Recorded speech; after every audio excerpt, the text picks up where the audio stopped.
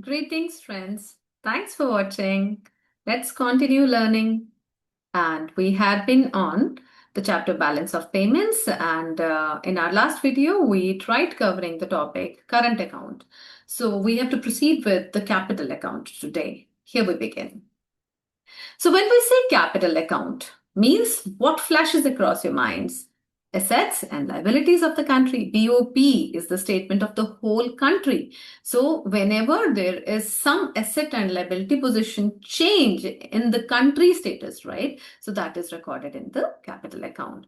So it records all those transactions between the resident of the country and the rest of the world, right? Whether it is done by the government or the private sector, all the things means whenever money is flowing out or flowing in the country, that has to have a place in BOP, right? Which causes a change in the asset and liability position of the residents of the country or the government itself, right? So all this makes the capital account. So capital account primarily relates with the claims and liabilities of financial nature. And now, what is it? It has got two components, actually three. First is borrowing and lending. So try and understand how the question is asked from this section. Where are borrowings posted in BOP account and on which side and on which side and which account. So when I say borrowings from abroad, so money is coming. So because it is coming, so it becomes a credit side. But because borrowings relate to assets and liabilities, so the account is capital. The moment you write the capital account, because it relates to assets and liabilities, and credit because it relates to the inflow of the money, you are sure to get 3 marks because you have stated and you have given the reason as well. So borrowings and lendings, when the money is going out in lending and borrowings from abroad, so these are related, these are posted in capital account. Mind you, whenever this is happening, it may happen on account of private sector, government sector, anyways, right? And when you talk about the next element, this is investments. Investments to and from abroad. So when money is coming from outside, foreign direct investment, foreign institutional investment, any sort of investment in real estate or whatever, right? So that is coming to us. So we'll say it is recorded in the capital account on the credit side. But when our residents are investing in some other country, so when the investments are going out of the country, so that is recorded in the on the debit side, right? And the third and the most confusing element is the foreign exchange reserves. How and why? I have seen many students struggling with this term because the moment we say credit, our mind says it would be with the increase aspect, right? Or a positive aspect. This is our traditional mindset. But whenever we are talking about the reserves, credit is the other way around, means the fall is recorded on credit. Now let us understand. See, withdrawal or fall in the reserves is recorded on the credit side. Now let me give you some simplified language to understand this. Whenever we say reserves, reserves are actually touch me not flowers. I may have, say, 10,000 in my pocket in the routine wallet, but I may have another 20,000 in the reserve kept at home. Right. So reserves are generally kept aside, which are not to be used in the routine affair, right? So reserves are just the opposite of what we have in our pocket. If we want to increase that reserve, I shift 5,000 from my pocket into the reserve, and reserves would be increased and my pocket goes down. But if I reduce that reserve, it means I want to have some expenditure done, and that would be done through, excuse me, I would be spending that amount from reserves, and depletion of reserves mean increase in my current pocket. So reserves are just the opposite. Now let's understand what it wants to say. The foreign exchange reserves are the financial assets of the government held in the central bank. Now, financial assets. Assets means assets are utilized when there is a condition of, some emergency, or when we are, say, the government is in need of dollars and it doesn't have dollars, American dollars. Okay. So what would it do? It would take up some money from reserve and sell it in the international market and buy those American dollars. So what happens? The buying of American dollars means there would be a credit happening to us. There would be inflow of dollars. But how has it occurred? Because of the depletion of reserves. So withdrawal from reserves is recorded on the positive or the credit side of this balance of payment account, because when we are reducing the reserves, we are trying to increase the inflow of the balance of payment.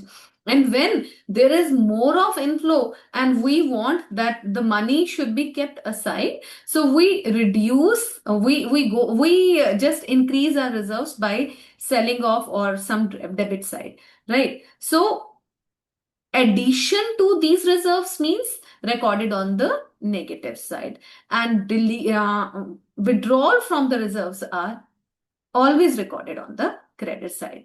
I hope you simply got it that reserves simply move in the opposite direction. Whatever money I'm carrying in my wallet, if I want to increase that, I'll reduce my reserves.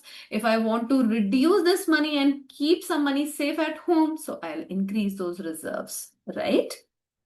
Now, again, the balance of capital account, because we have done these three statements, so these three statements would be taken together: the borrowings and lendings, investments to and from, and then the change in the reserves. And we would just check the debit and the credit side, and that balance would be same. Okay. Now, the difference between the current and capital account, even if I do not do, you have at least 2-3 pointers. You may just give a hit and get some marks, because current and capital account, current account doesn't bring any change in the asset and liability position, and it brings a change in the asset and liability position. Even if you're writing, you're getting 1 mark. Now, influence on the country. Current account, basically, as we said, the trading, the export imports of goods and services and all these things are recorded in the current account. So this basically relates to the country's income, but this relates to the country's stock or the wealth, right?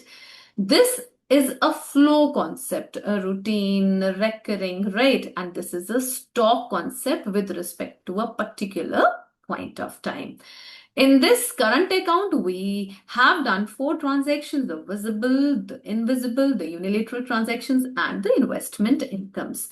And here we talked about lending and borrowing, investments to and from, and foreign exchange reserves. So this way you get to have the difference. And the last topic in hand is accommodating and autonomous transactions, or the items. Autonomous is not a new word. We have read it several times in the chapter Determination of Income and Wealth, and we talked about the C bar component. What is it? Able to recognize? This is the autonomous consumption, which is not dependent on the income. Similarly, we talked about investment in that chapter as the autonomous, right? Why? Because for the whole chapter, we said investment would be a parallel line. We are not making it move. So it was independent.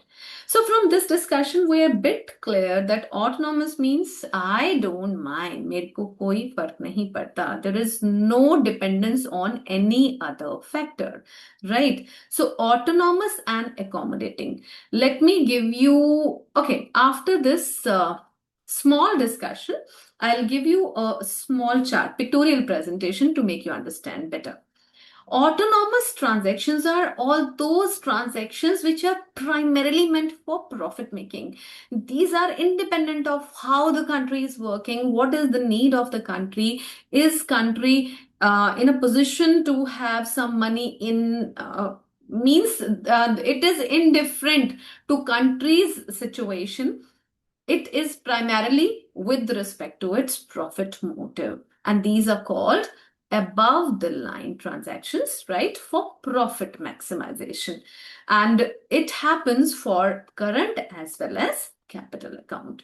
But when we talk about accommodating transactions are basically undertaken to cover the gap in the balance of payment. It means, try and understand, accommodate me. Try to help me out.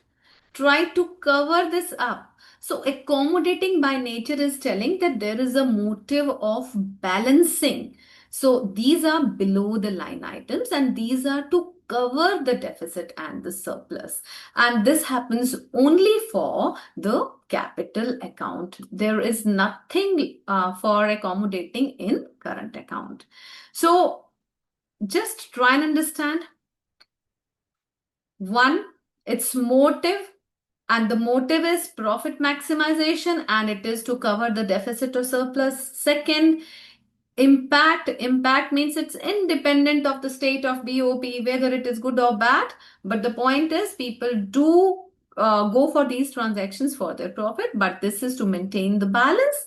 Current account or capital account, here both the accounts are taken up and it happens only in the capital account and it is called above the line and it is called below the line, right?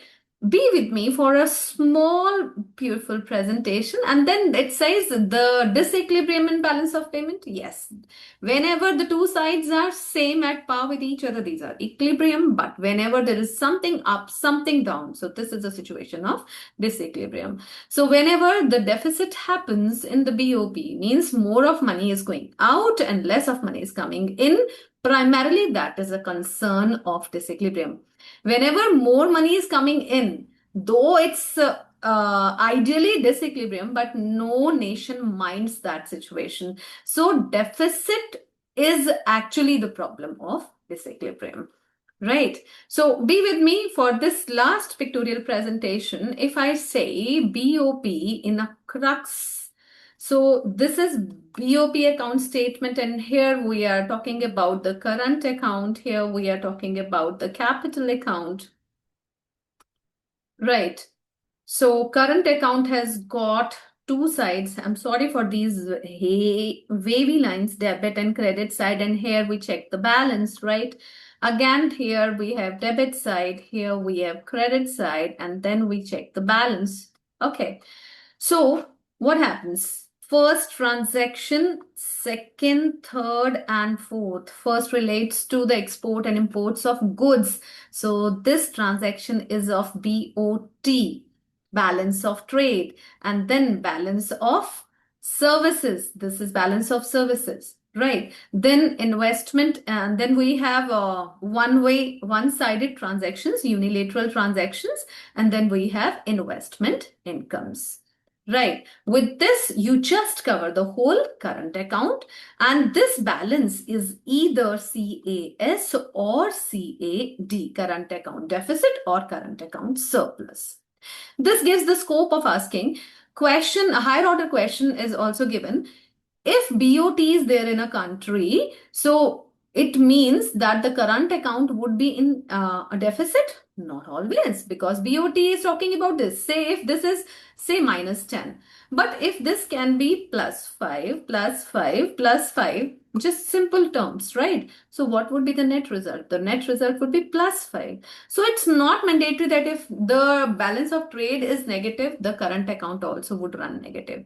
On a very similar note, if they give you some question of one of these components and say the whole account would be in that direction, you may simply negate and justify this way, right? And then you have three transactions here, 1, 2, and 3. So first was lending and borrowings, and second was investments, right? And the third was the reserves. Now, the beauty of this expression. See, I'm making a circle which says, in this circle, I have shown you 4 items this side and 2 items this side. What is the motive of them? All these are meant for profit. So these transactions up, which are above the line, are autonomous, and the transaction down, that is reserves, is accommodating. That's why we call it official reserve transactions. Official, this is a term, official reserve transactions. And this also is the term taken up in some questions. And another difference, this is now whatever is the difference visible is the difference in accommodating and autonomous. Accommodating only in capital account, autonomous in both accounts. Accommodating by only the government or the central agency, but this is for private and public sector both. Accommodating below the line and autonomous above the line. Autonomous for profits and this for balancing. Right? I hope this was a fruitful session.